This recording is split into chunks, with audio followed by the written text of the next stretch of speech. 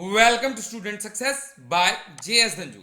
Students, आज के इस वीडियो में हम कंप्यूटर में यूज होने वाली फुल फॉर्म्स की सीरीज स्टार्ट करने जा रहे हैं। इस सीरीज में हम करेक्टर ए से स्टार्ट होके करेक्टर जेड तक जितनी भी फुल फॉर्म्स बनती हैं वो सारी हम डिस्कस करेंगे।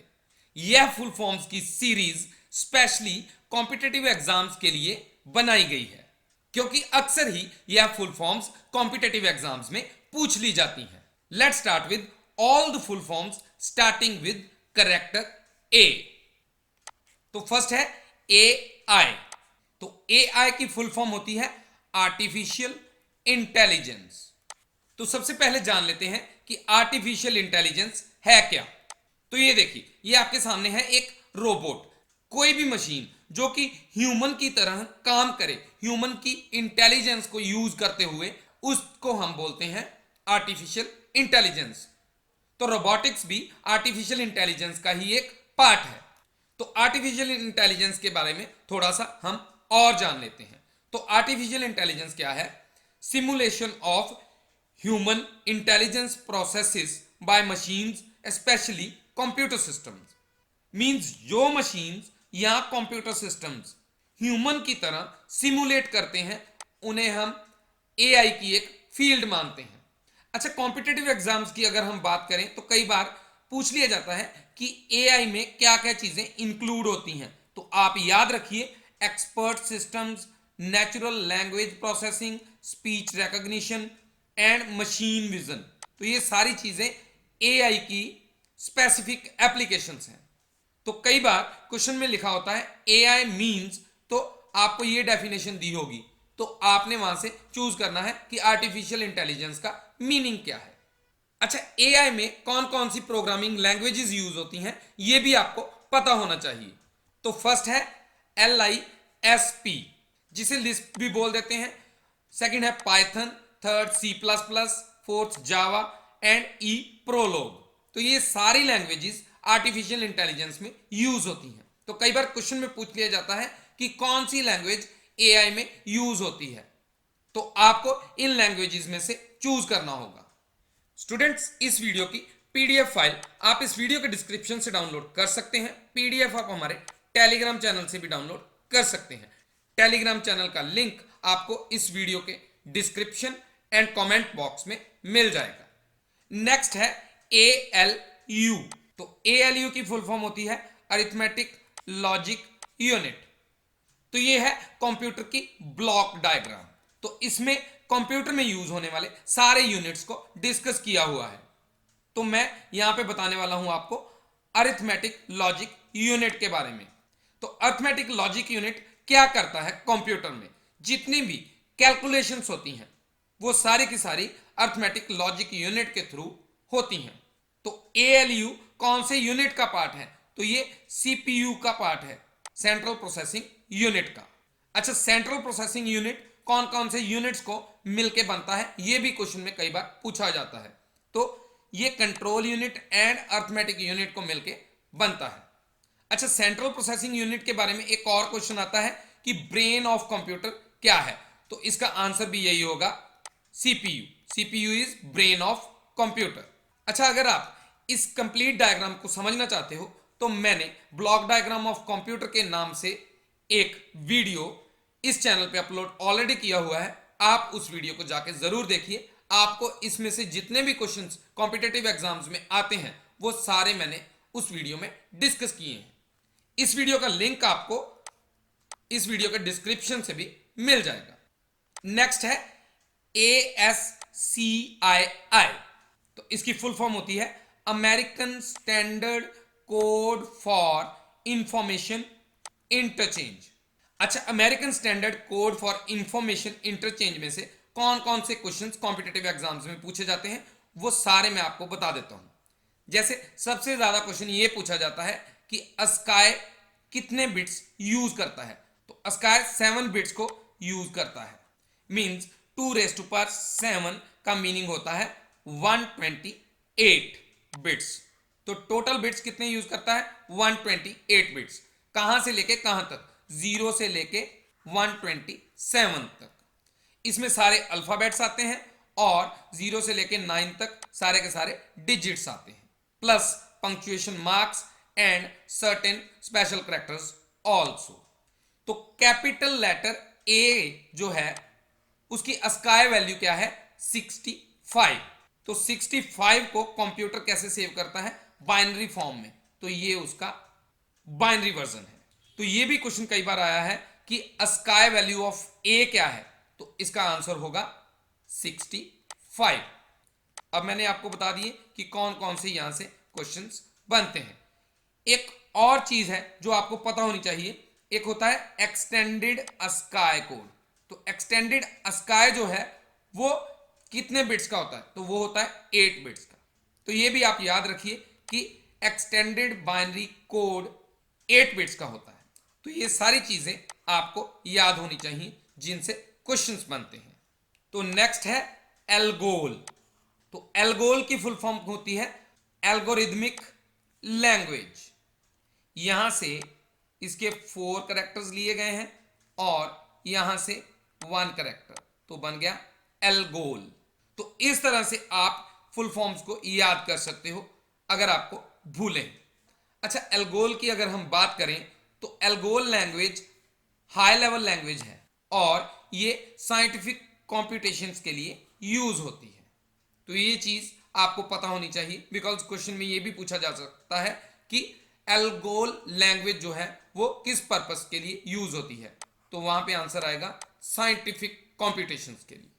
अच्छा, एक और लैंग्वेज है जो कि न्यूमेरिक एंड साइंटिफिक कंप्यूटिंग के लिए यूज होती है और उसका नाम है फोर्ट्रन। और आगे जाके आपको आएगा कि फोर्ट्रन की फुल फॉर्म क्या होती है। तो मैं यहीं पे बता देता हूं कि फोर्ट्रन की फुल फॉर्म होती है formula translation. Next full form जो हम करने जा रहे हैं वो है एपीआई की।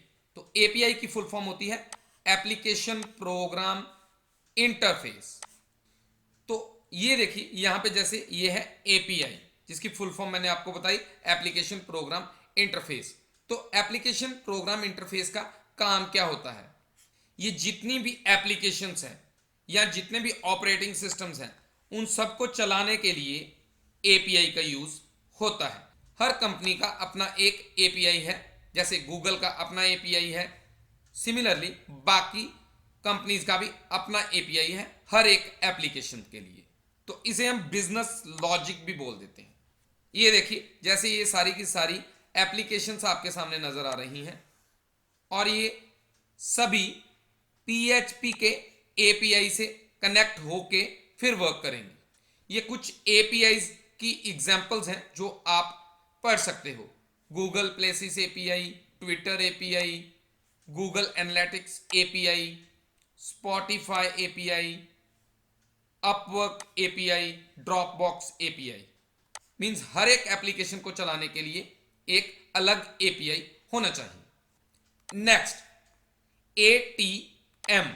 तो एटीएम की फुल फॉर्म 2 होती है। फर्स्ट है automated teller machine and second one is asynchronous transfer mode. तो पहले हम देख लेते हैं ऑटोमेटेड टेलर मशीन। तो ये तो आपको पता होगा कि जिस कंप्यूटर की हेल्प से हम एटीएम से पैसे निकलवाते हैं उस मशीन को क्या बोलते हैं? Automated teller machine. सेकंड है असिंक्रोनस ट्रांसफर मोड। डेटा को ट्रांसफर करने के लिए हम असिंक्रोनस ट्रांसफर मोड यूज करते हैं। तो आप इतना याद रखिए कि जब हम नेटवर्क में डेटा ट्रांसफर करते हैं तो वहां पे असिंक्रोनस ट्रांसफर मोड यूज होता है और सेकंड वन है सिंक्रोनस ट्रांसफर मोड। तो ये ट्रांसफर मोड्स यूज होते हैं डेटा ट्रांसमिट करने पे। ये देखिए यहां पे ये असिंक्रोनस ट्रांसफर मोड यूज हो रहा है। Next ARP. तो ये काफी बार इस फुल फॉर्म को भी पूछा जा चुका है एग्जाम्स में, लेकिन मोस्टली स्टूडेंट्स को इसका आंसर नहीं आता होता। तो इसका आंसर है एड्रेस रेजोल्यूशन प्रोटोकॉल। तो सबसे पहले मैं आपको बता देता हूं कि टीसीपी आईपी मॉडल में कौन कौन सी लेयर्स होती हैं। तो फर्स्ट लेयर होती है नेटवर्क, सेकंड होती है internet, third transport and fourth है एप्लीकेशन लेयर। ये भी क्वेश्चन आपको आता है, ये भी आपको पता होना चाहिए। तो टीसीपी में 4 लेयर्स होती हैं। अगर आपने हिंट से याद करना है तो आप याद कर सकते हैं नीता, NITA। ए, नीता। तो यहां से स्टार्ट करेंगे और यहां तक जाएगा नीता। तो ये आप समझने के लिए अपनी तरफ से बना सकते हो कि नीता, एन से नेटवर्क, आई से इंटरनेट, टी से ट्रांसपोर्ट एंड ए से एप्लीकेशन। ये तो हो गया टीसीपी आईपी लेयर्स के बारे में। अब मैं आपको बताने जा रहा हूं एड्रेस रेजोल्यूशन प्रोटोकॉल के बारे में। तो एड्रेस रेजोल्यूशन प्रोटोकॉल जो है वो इंटरनेट की लेयर के अंडर आते हैं। आप इतना याद रख सकते हो कि जब एक वर्क स्टेशन से दूसरे वर्क स्टेशन पे डाटा ट्रांसमिट होता है तो ये सारी की सारी प्रोटोकॉल्स वहीं पे यूज होती हैं। तो इन सभी की फुल फॉर्म्स आपको पता होनी चाहिए। जैसे एआरपी की full form address resolution protocol है, एआरपी की full form reverse address resolution protocol है। इसी के साथ साथ आईसीएमपी की full form internet control message protocol. जो प्रोटोकॉल मैसेज ट्रांसमिशन के लिए यूज होती है उसे हम इंटरनेट कंट्रोल मैसेज प्रोटोकॉल कहते हैं। सो आईपी की फुल फॉर्म होती है इंटरनेट प्रोटोकॉल। तो ये सारी फुल फॉर्म्स आपको पता होनी चाहिए। तो नेक्स्ट है APIPA। इसकी फुल फॉर्म होती है automatic private internet protocol addressing. तो ये देखिए, ये 3 पीसीज आपको नजर आ रहे हैं, 1 2 3, और ये DHCP सर्वर के साथ कनेक्टेड है। DHCP की फुल फॉर्म भी आपको पता होनी चाहिए, डायनेमिक होस्ट कॉन्फ़िगरेशन प्रोटोकॉल। तो DHCP सर्वर क्या करता है, आईपी एड्रेसेस असाइन करता है पीसीज को जब ये अवेलेबल ना हो, when this is not available. तो सेल्फ कॉन्फ़िगर होते हैं आईपी एड्रेसेस, उसको हम क्या बोलते हैं, अपीपा, APIPA। ये देखिए यहां पे लिखा है, इट इज अ फीचर और characteristic in operating system example Windows which enables computers to self-configure an IP address and subnet mask automatically when their DHCP is not available or reachable. Next है AGP। तो AGP की full form होती है Accelerated Graphics Port। तो ये देखिए, जैसे ये आपके सामने एक मदरबोर्ड नजर आ रहा है, तो ये जो आपको नजर आ रही है ये है एक्सेलरेटेड ग्राफिक्स पोर्ट, AGP। मतलब वो पोर्ट जहां पे ग्राफिक कार्ड लगाया जाता है उसे हम बोलते हैं एक्सेलरेटेड ग्राफिक्स पोर्ट। तो ये है एक ग्राफिक कार्ड, इसे वीडियो कार्ड भी बोल दिया जाता है। तो यहां पे है AGP स्लॉट कनेक्टर। तो इस ग्राफिक कार्ड को ऐसे ही उठा के यहां पे लगाया जाता है। नेक्स्ट है ACPI, advanced configuration and power interface.